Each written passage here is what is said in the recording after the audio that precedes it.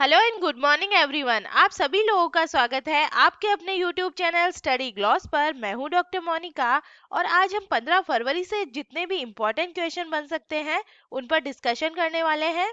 ये सारे question important और सेलेक्टेड होते हैं और क्वेश्चन से रिलेटेड जितने भी इम्पोर्टेंट फैक्ट होते हैं वो भी मैं आपको बताऊंगी। ये हमारा टेलीग्राम चैनल है, यहाँ पर आपको क्विज अवेलेबल हो जाएगी और इस लेक्चर की पीडीएफ भी आपको यहाँ पे मिल जाएगी। और ये आपके लिए आज का मोटिवेशनल कोट है। निंदा से घबराकर अपने लक्ष्य को ना छोड़े, क्योंकि लक्ष्य मिलते ही निंदा करने वालों की राय बदल जाती है। इसीलिए अपने लक्ष्य पर ध्यान दीजिए। और इसी मोटिवेशनल कोट के साथ में हम आज का सेशन स्टार्ट करते हैं। फर्स्ट क्वेश्चन है, which bank has launched Jiva programme to promote natural farming? प्राकृतिक खेती को बढ़ावा देने के लिए जीवा कार्यक्रम को किस बैंक ने शुरू किया है? तो ये शुरू किया गया है national bank for agriculture and rural development के द्वारा। डी इसका करेक्ट आंसर है। चलिए इस कार्यक्रम के बारे में हम डिटेल से बात कर लेते हैं। तो राष्ट्रीय कृषि और ग्रामीण विकास बैंक ने 11 राज्यों में अपने मौजूदा वाटरशेड और वाड़ी कार्यक्रमों के तहत प्राकृतिक खेती को बढ़ावा देने के लिए जो जीवा प्रोग्राम है इसको स्टार्ट किया है। और जीवा एक कृषि पारिस्थितिकी आधारित कार्यक्रम है जो नाबार्ड के वाटरशेड कार्यक्रम के तहत कई परियोजनाओं का एक समामेलन है। और इसे 11 राज्यों में लागू किया जाएगा, जिसमें 5 कृषि क्षेत्र शामिल है जो पारिस्थितिकी रूप से नाजुक और वर्षा आधारित क्षेत्रों के अंदर है। और national bank for agriculture and rural development की हम बात करें तो ये एस्टेब्लिश हुआ था 12 जुलाई 1982 को और इसका हेडक्वार्टर मुंबई के अंदर है। और इसके प्रेसिडेंट कौन है? गोविंदा राजूला चिंताला इसके प्रेसिडेंट है। तो जीवा प्रोग्राम कौन से बैंक के द्वारा स्टार्ट किया गया है? तो जो नाबार्ड बैंक है, national bank for agriculture and rural development जो बैंक है, इसके द्वारा ये स्टार्ट किया गया है नेचुरल फार्मिंग के लिए।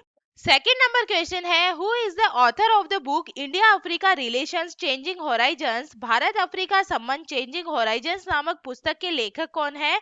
तो इसके लेखक है राजीव कुमार भाटिया। इसके लेखक है सी इसका करेक्ट आंसर होगा। चलिए इस बुक के बारे में हम डिटेल से बात कर लेते हैं। तो गेटवे हाउस में विदेश नीति अध्ययन कार्यक्रम के एक विशिष्ट फेलो राजदूत राजीव कुमार भाटिया ने भारत अफ्रीका संबंध चेंजिंग होराइजन्स नामक एक नई बुक लिखी है। इनकी ये 3rd नंबर की बुक है और जो वैश्विक मामलों में एक महत्वपूर्ण अभिनेता और हितधारकों के रूप में अफ्रीका के उद्भव और दावे और भारत और अफ्रीका के बीच संबंधों के परिवर्तन की पड़ताल करता है।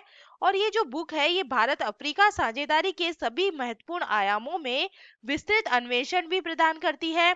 और इस बुक के अंदर ऐतिहासिक पृष्ठभूमि और साझा औपनिवेशिक अतीत का वर्णन करती है, ताकि भारत अफ्रीका जुड़ाव के विकास पर ध्यान केंद्रित किया जा सके और प्रासंगिक बनाया जा सके।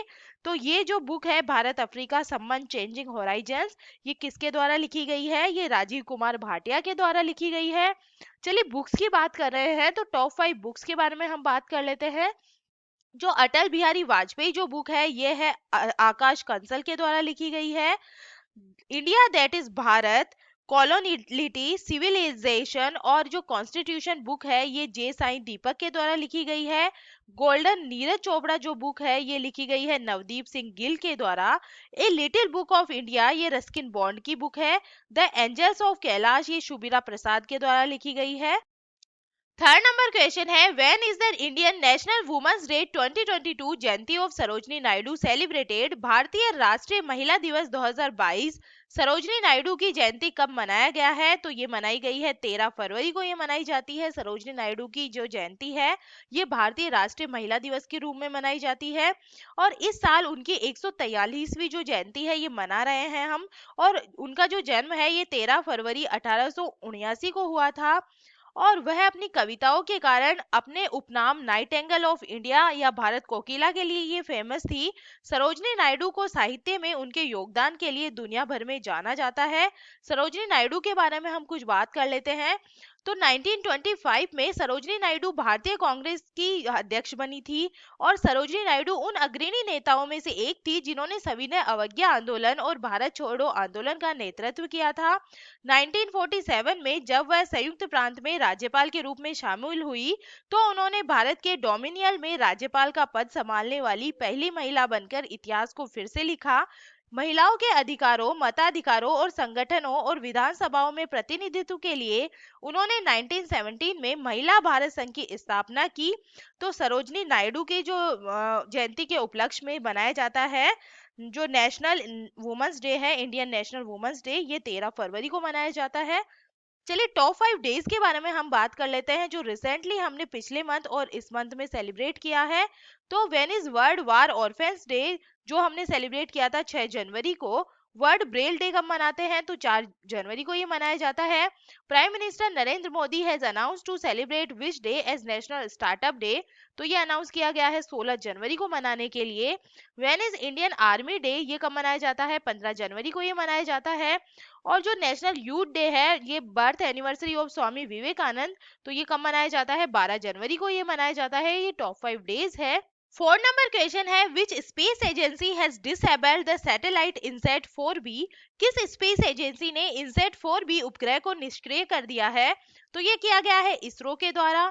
चलिए डिटेल से बात कर लेते हैं। तो भारतीय अंतरिक्ष अनुसंधान संगठन ने इनसेट 4B एक भारतीय संचार उपग्रह जो भारतीय राष्ट्रीय उपग्रह प्रणाली का हिस्सा है को निष्क्रिय कर दिया है। और इनसेट 4B ने अपनी सेवा के अंत में पोस्ट मिशन डिस्पोजल किया जिसके बाद 24 जनवरी को इसे बंद कर दिया गया। और इनसेट 4B PMD से गुजरने वाला 21वां भारतीय भू उपग्रह है। तो इसरो के द्वारा इनसेट 4B जो सैटेलाइट है इसको डिसेबल कर दिया गया है। इसरो के बारे में हम बात करें तो ISRO is the name of India's space agency. Indian space research organisation इसकी फुल फॉर्म है। इसका हेडक्वार्टर बेंगलोर कर्नाटका के अंदर है। यह एस्टेब्लिश हुआ था 15 अगस्त 1969 को। फाउंडर विक्रम साराभाई है। प्रेसिडेंट बन गए हैं एस सोमनाथ। जो फर्स्ट चेयरमैन थे इसके ये थे Vikram Sarabhai. What is the name of ISRO sun study mission, तो इसका क्या नाम है आदित्य L1 इसका नाम है, ये इंपॉर्टेंट है। Who is considered the fathers of India's space, तो ये कौन है विक्रम साराभाई है। With which rocket India's had sent 104 satellite, the record of its maximum satellite, तो ये किससे छोड़ा गया है PSLV C-37 जो रॉकेट है इसके द्वारा ये छोड़े गए हैं। What is the name of ISRO's Mars mission which was launched on 5 नवंबर 2013, तो इसका क्या नाम है मोम जो है मार्स ऑर्बिटर जो मिशन है ये इसका नाम था। What is the name of lunar mission of India and Japan, तो इसका क्या नाम है जो भारत और जापान के चंद्र मिशन का नाम है ल्यूपेक्स इसका नाम है। 5 नंबर क्वेश्चन है when is world radio day 2022 celebrated. विश्व रेडियो दिवस 2022 कब मनाया गया है तो ये मनाया जाता है 13 फरवरी को ये मनाया जाता है। रेडियो को एक शक्तिशाली माध्यम के रूप में मान्यता देने के लिए हर साल 13 फरवरी को विश्व रेडियो दिवस मनाया जाता है जो विविधता को बढ़ावा देने और अधिक शांतिपूर्ण और समावेशी दुनिया बनाने में मदद करने के लिए दुनिया के हर कोनों से लोगों को एक साथ ये लाता है। और इस दिन को 2011 में यूनेस्को के सदस्य राज्यों द्वारा घोषित किया गया था और 2012 में संयुक्त राष्ट्र महासभा द्वारा अंतर्राष्ट्रीय दिवस के रूप में ये अपनाया गया था। और 13 फरवरी को विश्व रेडियो दिवस ये बन गया है और 13 फरवरी को विश्व रेडियो दिवस के रूप में हम मनाते हैं। चलिए कुछ इंपॉर्टेंट डेज के बारे में हम बात कर लेते हैं। International day for of women and girls in science 2022 ये कब सेलिब्रेट किया गया है 11 फरवरी को ये मनाया गया है। और इसके बार की थीम क्या रखी गई है तो समानता, विविधता और समावेश जल हमें एकजुट करता है। इस बार की थीम है। वर्ल्ड पल्सेस डे कब सेलिब्रेट किया गया है 10 फरवरी को ये मनाया गया है। और इस बार की थीम रखी गई है pulses to empower youth in achieving sustainable agri food system इस बार की थीम है। सेफ इंटरनेट डे जो कब सेलिब्रेट किया है हमने 8 फरवरी को ये सेलिब्रेट किया है। Together for a better internet इस बार की थीम रखी गई है। International day of zero tolerance for women ये बनाया गया है 6 फरवरी को ये मनाया गया है। और इस बार की थीम है no time for global inaction unite fund and act to end female genital mutilation इस बार की थीम रखी गई है।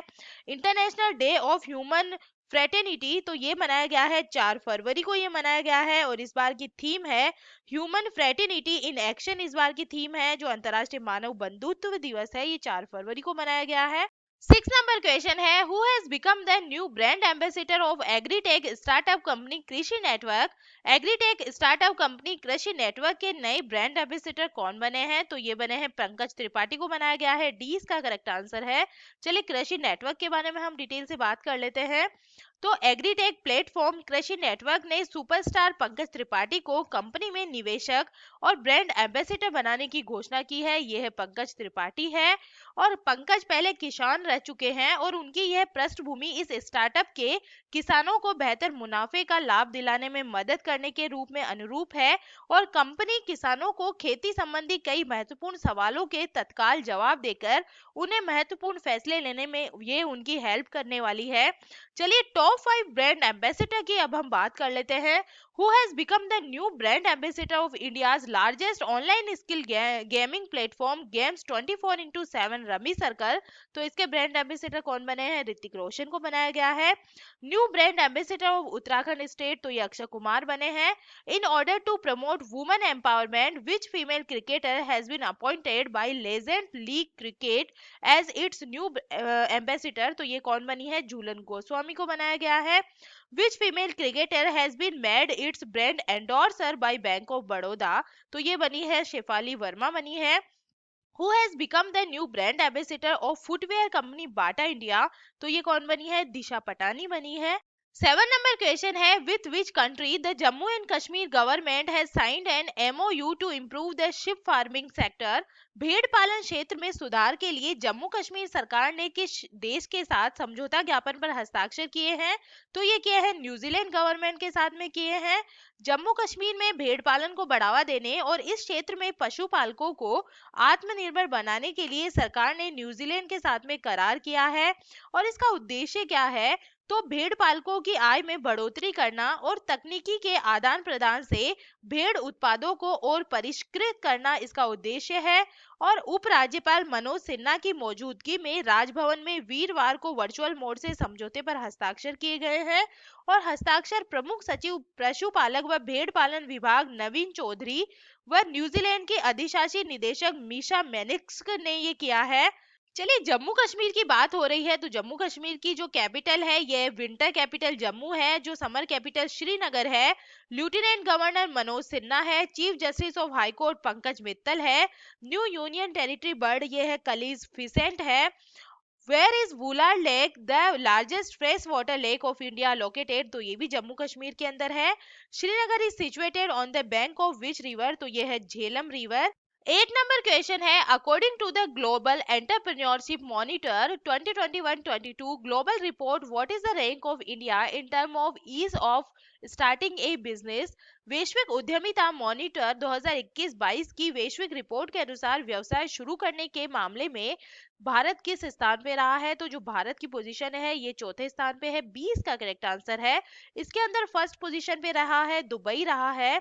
चलिए डिटेल से बात करें तो वैश्विक उद्यमिता मॉनिटर 2021-22 की वैश्विक रिपोर्ट के अनुसार व्यवसाय शुरू करने में आसानी के मामले में जो भारत है ये फोर्थ पोजीशन पे रहा है और इस वैश्विक रिपोर्ट के व्यवसाय शुरू करने में आसानी के मामले में दुबई पहले स्थान पर रहा है। वैश्विक उद्यमिता मॉनिटर दुनिया भर में उद्यमिता और उद्यमिता पारिस्थितिकी तंत्र पर सर्वेक्षण आधारित शोध करता है और जो वैश्विक उद्यमिता मॉनिटर है ये मुख्य रूप से शीर्ष शैक्षणिक संस्थानों से जुड़ी राष्ट्रीय देशों की टीमों का एक नेटवर्क संघ है। टॉप 3 कंट्रीज की बात करें इस लिस्ट की तो दुबई इसके अंदर फर्स्ट पोजीशन पे है, नीदरलैंड सेकंड पोजीशन पे है और जो स्वीडन है ये थर्ड पोजीशन पे है। और जो रिपोर्टर है ये है ग्लोबल एंटरप्रेन्योरशिप मॉनिटर जो है वैश्विक उद्यमिता मॉनिटर, ये इसके जो है रिपोर्ट जारी करता है।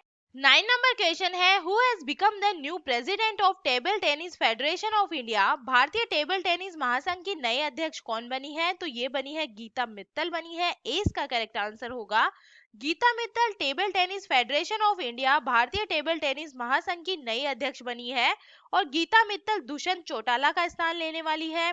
Table tennis federation of India की बात करें तो यह एस्टेब्लिश हुआ था 1926 के अंदर। इसका हेडक्वार्टर न्यू दिल्ली के अंदर है। प्रेसिडेंट कौन बन गई है? गीता मित्तल बन गई है और सेक्रेटरी कौन है? अरुण कुमार बनर्जी सेक्रेटरी चलिए अब हम टॉप 5 नेशनल रिक्रूटमेंट की बात कर लेते हैं। Who has been appointed as the new director of DRDO's defence research and development laboratory. तो ये कौन बन गए हैं? श्रीनिवास मूर्ति बन गए हैं। Who has become the new director general of national institute of electronics and information technology. तो ये बन गए हैं मदन मोहन त्रिपाठी बन गए हैं। New chief economic adviser of India, तो ये डॉक्टर वी अनंत नागेश्वरन बन गए हैं। New chairman and managing director of Hindustan petroleum corporation limited, तो एचपीसीएल के जो न्यू चेयरमैन और जो एमडी बने हैं ये पुष्प कुमार जोशी बन गए हैं। Who has become the new president of Bombay industries association, तो ये कौन बन गए हैं? नेविल सांघवी बन गए हैं। 10 नंबर क्वेश्चन है, recently who has change the advisory committee on investor protection and education fund. हाल ही में किसने निवेशक संरक्षण और शिक्षा कोष पर सलाहकार समिति में बदलाव किया है? तो ये किया गया है सेबी के द्वारा किया गया है। भारतीय प्रतिभूति और विनिमय बोर्ड ने जी महालिंगम की अध्यक्षता में निवेशक संरक्षण और शिक्षा कोष पर अपनी सलाहकार समिति का पुनर्गठन किया है। और आईपीईएफ पर सलाहकार समिति 8 सदस्यीय समिति है जो सेबी के पूर्व पूर्णकालिक सदस्य जी महालिंगम को अपना नया अध्यक्ष बनाएगी। और समिति के सदस्य Vijay Kumar Venkataraman, Mrin Agarwal, A Bala Subramaniam, M G Parameswaram, GP Garg, N Hariharan और जयंत जश है।